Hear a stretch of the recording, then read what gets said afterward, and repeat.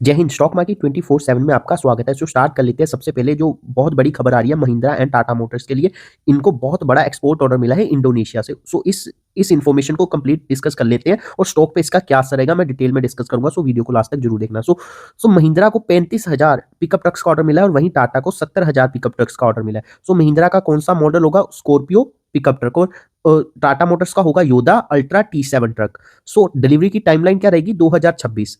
और मैन्युफैक्चरिंग का होंगी इसकी, जो महिंद्रा का है उसकी होगी, नासिक का प्लांट है जो महाराष्ट्र में, वहां होगी। और जो टाटा मोटर्स का पिकअप ट्रक होगा उसकी इंडिया में होगी और कुछ पार्ट्स एक्सपोर्ट करे जाएंगे जो इंडोनेशिया में टाटा मोटर्स का सब्सिडरी होगी वहां पर। लोकल पार्टनर्स कौन रहेंगे? लोकल पार्टनर्स के नाम भी आप देख सकते हो। ये बहुत ही बड़ा ऑर्डर है इन दोनों के लिए।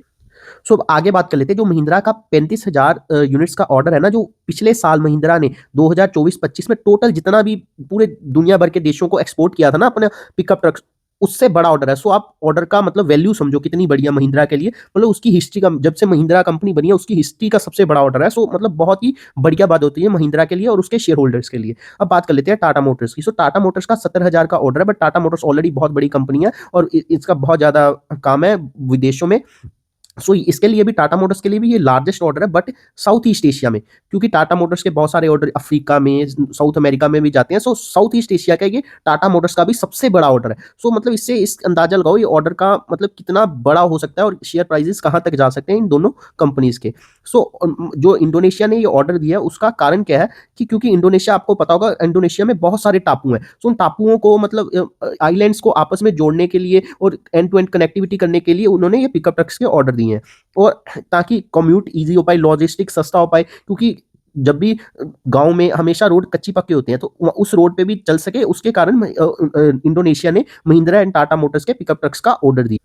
अब बात कर लेते हैं। जो इंडोनेशिया है उसने इंडिया की दो कंपनियों को ही क्यों चुना? उसने जापान की, अमेरिका की, जर्मनी की, मतलब कार मैन्युफैक्चरर्स को, पिकअप ट्रक्स बनाने वालों को क्यों नहीं चुन लिया?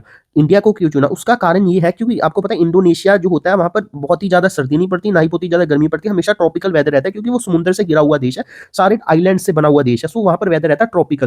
ट्रॉपिकल वेदर्स में महिंद्रा एंड जो टाटा मोटर्स के ट्रक्स है वो बेस्ट है, ऐसा उनको लगता है और ऐसा है भी।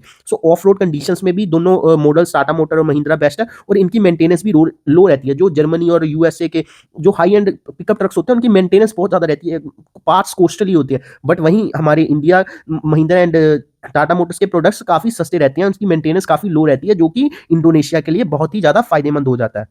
और ये ऑर्डर हमारे इंडिया के as a global manufacturing hub बनने के लिए सपने को भी मतलब बहुत जरूरी हो जाता है, क्योंकि ये मेक इन इंडिया और मेक फॉर वर्ल्ड होगा। जैसे प्रधानमंत्री मोदी जी ने कहा था जो इंडिया में प्रोडक्ट बना के दुनिया में बेचेंगे, उसकी ये एग्जांपल होगा, क्योंकि ये बहुत बड़ा ऑर्डर है और पूरी दुनिया इसको नोटिस करेगी और इंडिया के कार मैन्युफैक्चरर्स और भी बहुत सारी कंपनियों को इसको फायदा होगा। अब जितनी भी जो भी मैन्युफैक्चरिंग रिलेटेड काम करती हैं कंपनीज, उनको अपने रडार पे रख सकते हो, क्योंकि वैसे भी मोदी जी का गोल है 2030 तक इंडिया को $2 ट्रिलियन का एक्सपोर्ट करना है। जितनी मैन्युफैक्चरिंग करती हैं जैसे डिक्सन टेक, पीजी इलेक्ट्रोप्लास्ट, या फिर या फिर कारें बनाने वाली, ट्रक्स बनाने वाली कंपनी जिनमें टाटा मोटर, अशोक लेलैंड सब आ जाते हैं, उनको अपने रडार पे रख सकते हो।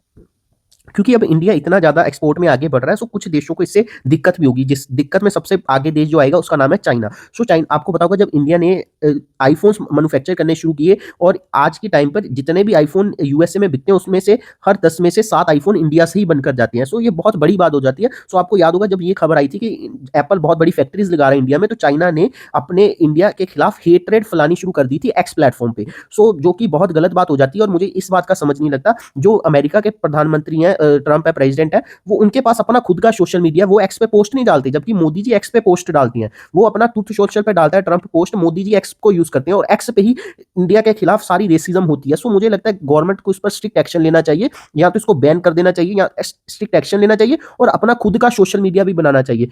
नो डाउट पॉलिटिक्स भी बहुत हमारे इंडिया में काम खराब कर देती है। आरटीआई जब आया था उसको लेकर बहुत सारा बवाल किया लोगों ने कि एंड टू एंड एनक्रिप्टेड नहीं है और ये है वो है, बट अभी RTI end to end encrypted भी हो गया। और पिछले पिछले कुछ दिनों में सुप्रीम कोर्ट का एक फैसला आया था जिसमें उन्होंने व्हाट्सएप को धमकी दी थी कि वो व्हाट्सएप को बैन कर देंगे, क्योंकि व्हाट्सएप हमारे इंडिया के लोगों का डाटा बेचता है।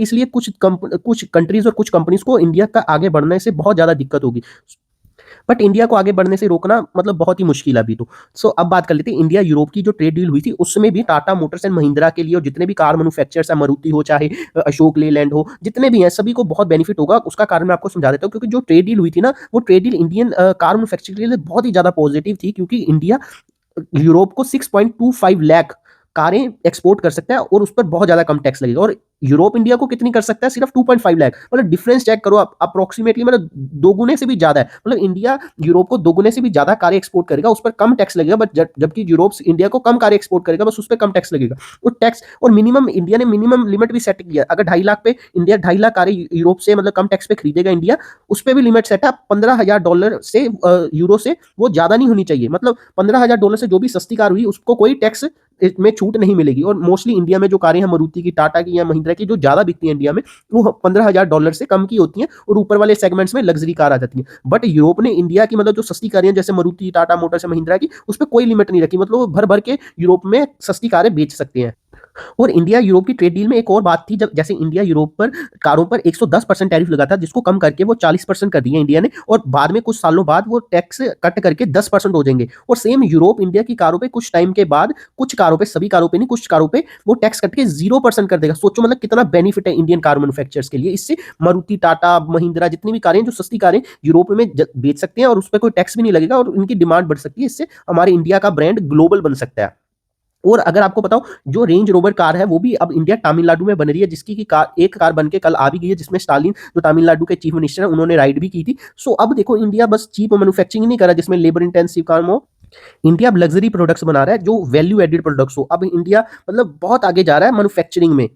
सो अब आप टाटा मोटर्स और महिंद्रा के स्टॉक को अपने रडार पे रख सकते हो। आप देख भी सकते हो टाटा मोटर्स ने पिछले 1 सालों में कमर्शियल व्हीकल ने काफी अच्छे रिटर्न्स दिए हैं, लगभग 50% के करीब रिटर्न्स दिए हैं। और वहीं महिंद्रा एंड महिंद्रा ने लगभग 21% के रिटर्न दिए हैं, जो कि काफी अच्छे हो जाते हैं। महिंद्रा के कल रिजल्ट्स भी आए थे और मैंने डिस्कस भी किया था, बहुत बढ़िया रिजल्ट है। सो आप इन दोनों स्टॉक्स को अपने रडार पे रख सकते हो। एंड और भी जितने भी मैन्युफैक्चरिंग रिलेटेड स्टॉक्स हैं उनको भी रडार पे रख सकते हो, क्योंकि इंडिया का एक्सपोर्ट का टारगेट बहुत बड़ा है। सो बहुत सारे स्टॉक्स को उसका फायदा होगा। सो अगर आपने यहाँ तक वीडियो देख लिया तो आप लाइक कर सकते हैं एंड मेरे चैनल को सब्सक्राइब कर सकते हैं। Thank you for watching this video. जय हिंद।